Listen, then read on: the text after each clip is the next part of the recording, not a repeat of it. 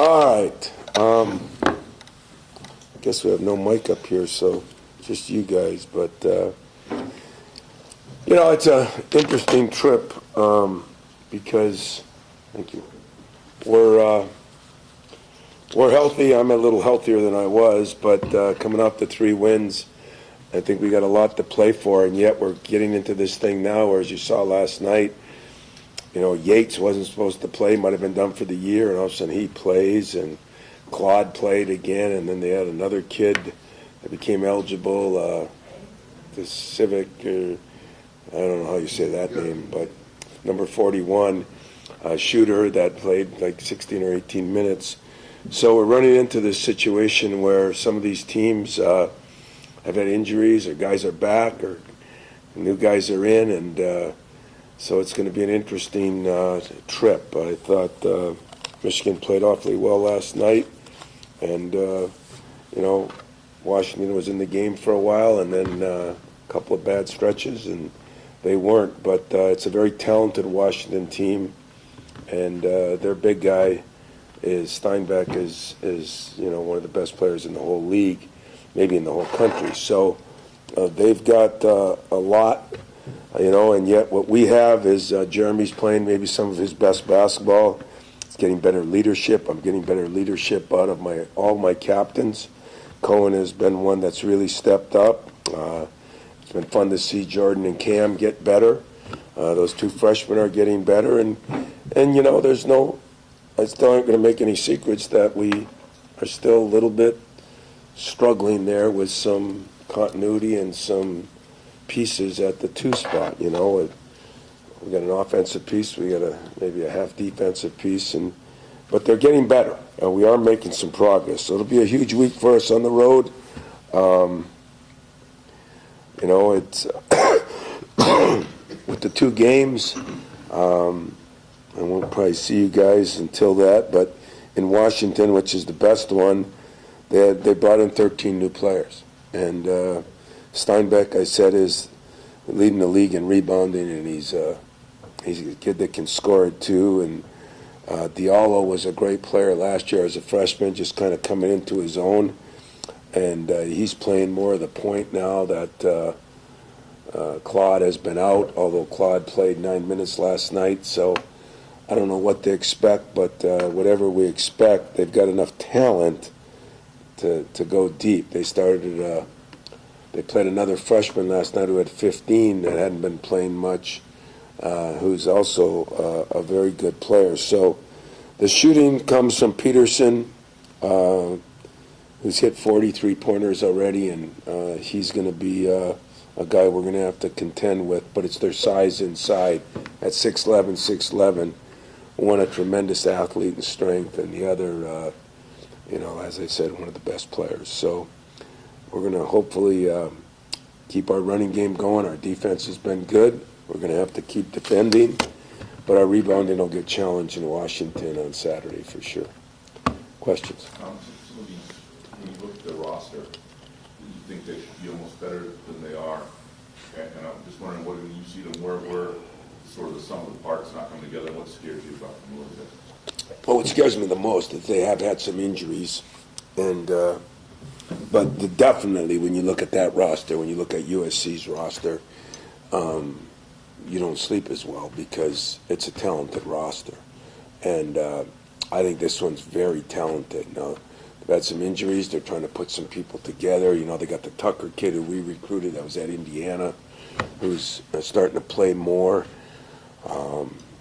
He was a very talented, he was a McDonald's All-American, and this, how do you say the name, Meta, the guard, God, I can't remember his name, but number 23, he's playing really well, and he was a highly ranked, Metaquip, yeah. He was a highly rated guy coming out. So they have guys that haven't even played that are rated higher than a lot of teams have on their team. So, Danny's a good coach. It's just a matter of, like everybody else has to do, can you put the pieces together? Does the puzzle fit? And on given nights, that puzzle is going to fit because it's got talent. what you're hoping for is consistency, and that's what they're striving for right now as they get some players back. Are you, now that you've got a few years of data, is this around the time of those teams you bring in, this many transfers start to kind of figure it out a little bit more? You know, guys, that's a really good question, and of course I'd like to give a ripping answer because that's how I feel about it. But as crazy as it's just been the last year, and this year maybe, where you're starting to hear 10 new guys, 12 new guys. I mean, there's only 12 or 13 on a team, and we've got 3 teams in our league, or 4, that have completely, taken, maybe have one guy back. And it's, so it's, I don't have the data on that, and I'm sure I've just got what I believe, and what I believe is that it takes a while to get your team together, and the more pieces and parts of that team you have, they fit together better. But on given nights, talent can beat even togetherness or chemistry. On given nights, it's can it consistently do it. What, we got class today or what? A little bit of an old student you got, but I guess I'll take him. Tom, I mentioned trip in the D. I know you mentioned going to night headquarters and looking out the garage place. Just sort of kind of a team building trip. Yeah, that's kind of what these trips have been for us. Anytime you go on the road for an extended period of time, you try to steal a little team building in there for sure. And, and yet when I say we're going to Nike, I mean, we are going there. But that's where we're going to work out. We had to work out somewhere. Why not work out at a nice place instead of an old high school gym? And then we'll get some tours and things that I think our players will really enjoy. I've been to the campus many a times, and it's an elite place. So I'm looking forward to that for myself, but for the players. And yet, it's a business trip. I mean, we got a lot of things we got to get done if we're gonna, contend for anything. And this is where, as you say, at this time of year, teams start. I either see an upswing or a downswing. Very few teams stay the same at this time of year. You're moving one direction or the other. Is it weird still to be going to Seattle and maybe into Big Ten conference games for you with the conference expansions? That's still unusual for you? Yeah. I'm sure in my limited length of career left, I'm sure it'll always be. It's just hard to believe. I was talking to Bruce Weber today, just before I came here, and he's having trouble, and he's been out of the league because he was at Kansas State. And it's just different, but it is what it is, and that's what we'll do. On a positive, we've got a lot of alums out there, and that's the advantage of being at a school like this. So you go places, and people are excited to see you because they never get to see you play. So we'll get to spend a little time with some people. I told you, I think the 49ers are staying at our hotel, or we're staying at their hotel, and one of my old, I guess you'd call him analytics guy. I'm not big into analytics, but one of my old managers that was into that with us is now with the 49ers. So we'll get to see him and some people there. That'll be fun. It looked like,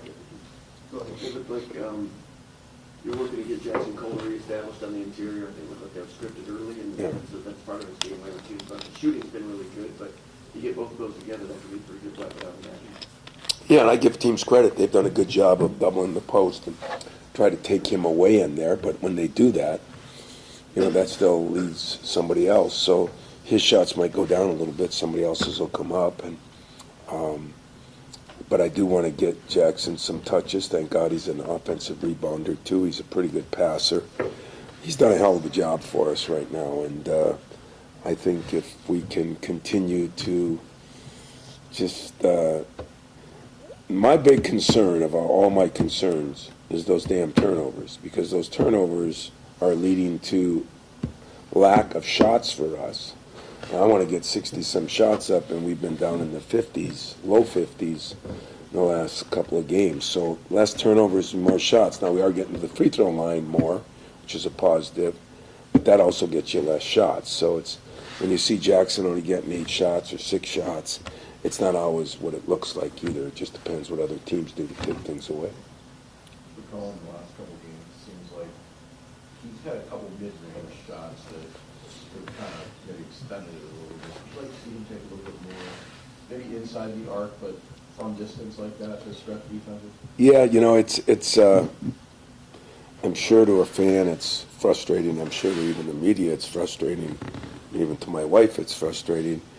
To his mother, I think it's even frustrating because he's worked so hard on his shooting, and if you come to practice, you see Cohen making shots, and you get in a game, so it just tells you there's something in your head. There's, every athlete goes through it, whether it's a shooter, I say a goalie, I say in baseball pitchers, or sometimes a batter, go through slumps, and Cohen's never been a great shooter, and he's learned to do other things. I still wouldn't trade him for anybody because of some things he does for me and us as a team, and he's getting to be a better leader. But if he could improve and find a way to make some of those, it would be better for him and better for us.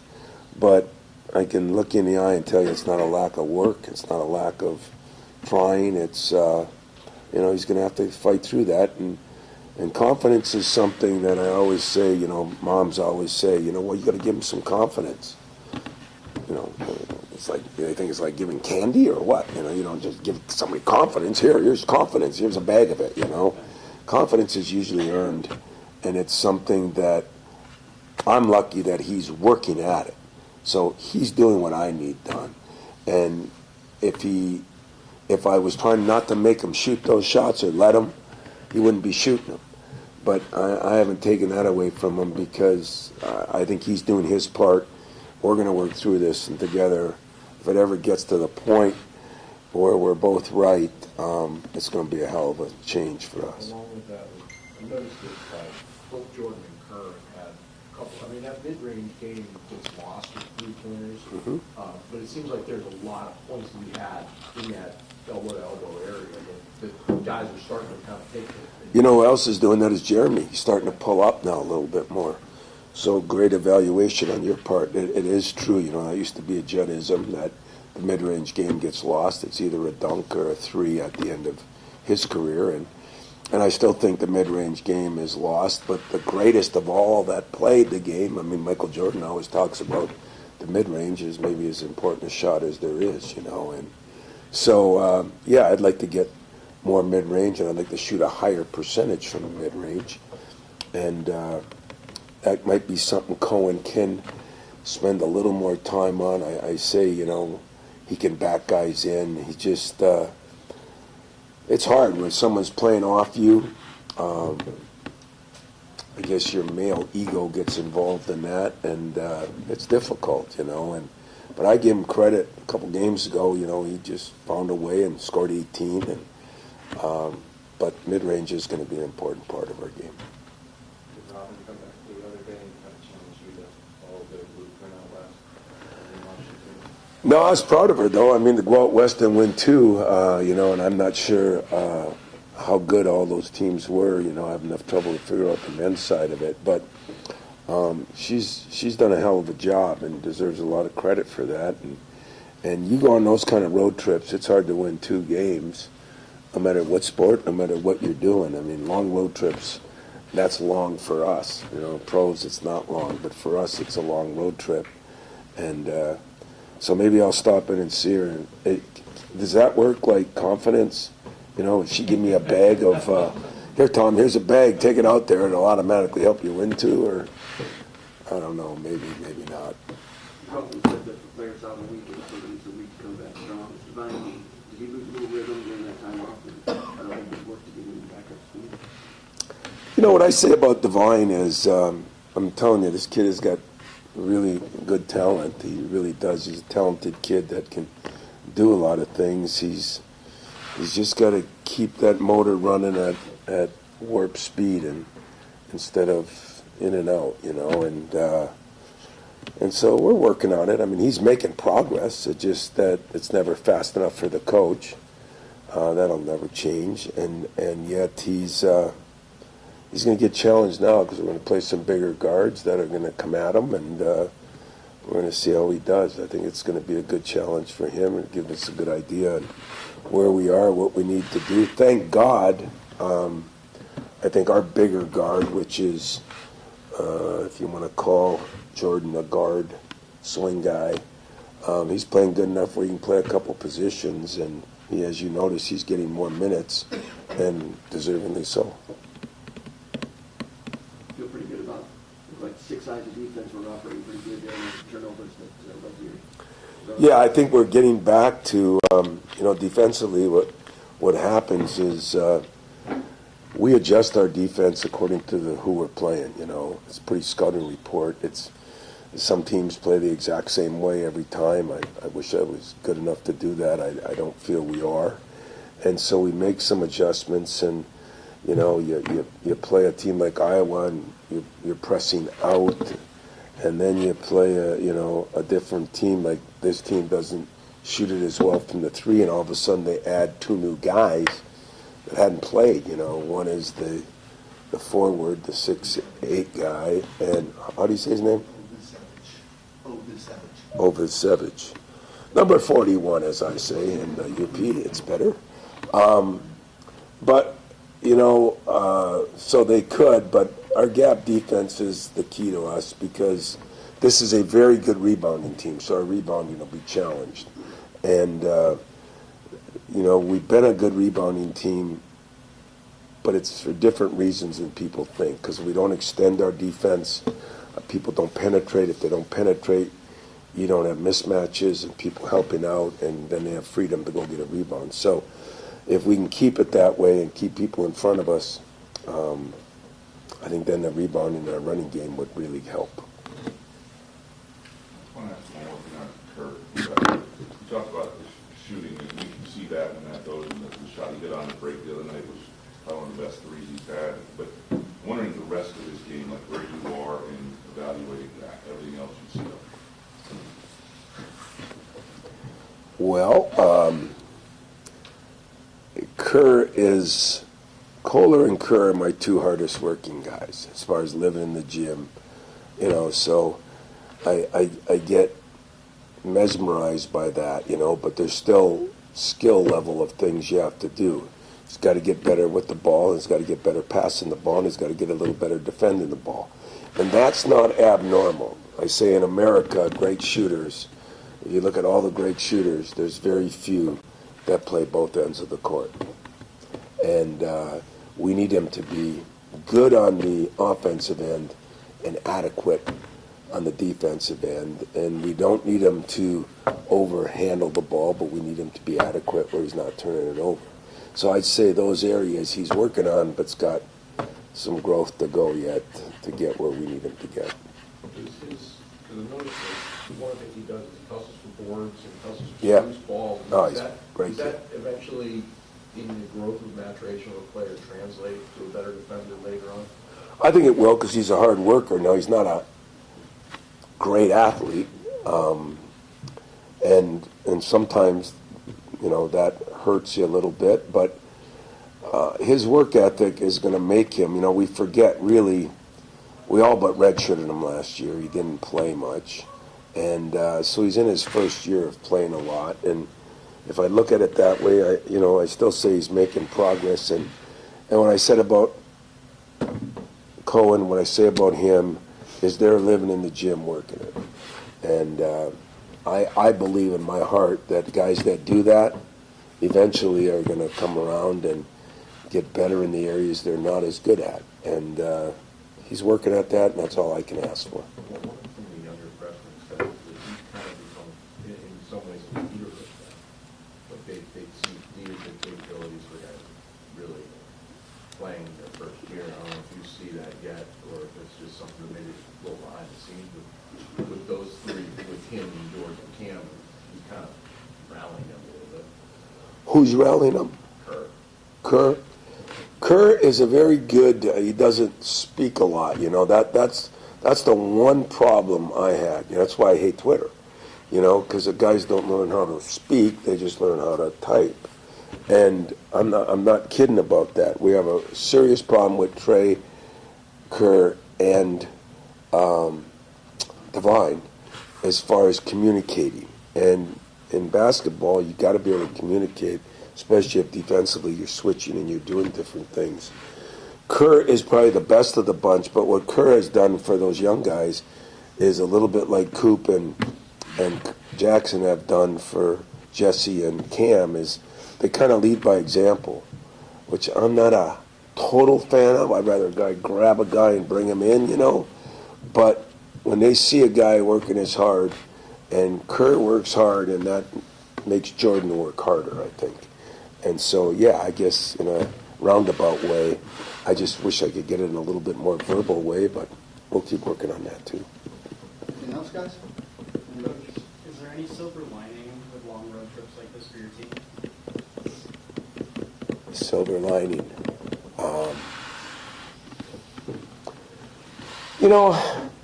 I don't know. I mean, I haven't done enough of them to really, last year we were 0-2, and somebody asked me, what would you like to do different than last year? Or what are you going to do different on this road trip? I'm trying to win 2 games. I didn't do that last year. But I think the silver lining, there's always some camaraderie. There's always some team building that you can do. There's always some adversity. You got to learn how to deal with that. I think that's going to help you later on. In some ways, you could get more rest if you find a way to do that. If you can sleep on a plane, if you can, in some ways you can get more rest. It's going to be weird, though, too, because we're flying in. Last year, we were right in L.A. for both of them. And then we're busing down, and then we're busing a little longer down to Oregon. And so that'll be different. But I think it's all going to be good, It's make it what you got to make it of. And I think our guys are excited to go. The killer is coming back and getting in at 6, 7 in the morning on Wednesday morning and then trying to play Saturday. That's the biggest worry I have. If you want the truth, it's not how it goes out there. It's what happens when you come back. But we'll worry about that when we get here. So it'll be good. I think the silver lining is you get to be with your guys. Everybody's together. Go out to eat. You do some things together and can have meetings and film sessions that in the hotel. And yeah, I think it'll be good. They'll be sick of me. I'll be sick of them. It'll be a hell of a deal. Say the other side of that, you have a week after the Oregon game, you got to go to the other coast, which is like Yeah. It's hard for me to complain as a Midwest team when those West Coast teams got it worse than we do. I think it was Oregon just played at Maryland or something, then went home, and then played Ohio State a couple days later, So I'm not, I'm getting better. I'm not going to complain about the NCAA as much. I did a better job of that. You guys got me going a little bit in the last couple of weeks, but decent on that. And about the transfer portal and all that, I'm not going to complain about the schedule because it's kind of tough for everybody. This is a unique deal, but I saw last night North Carolina played at Stanford.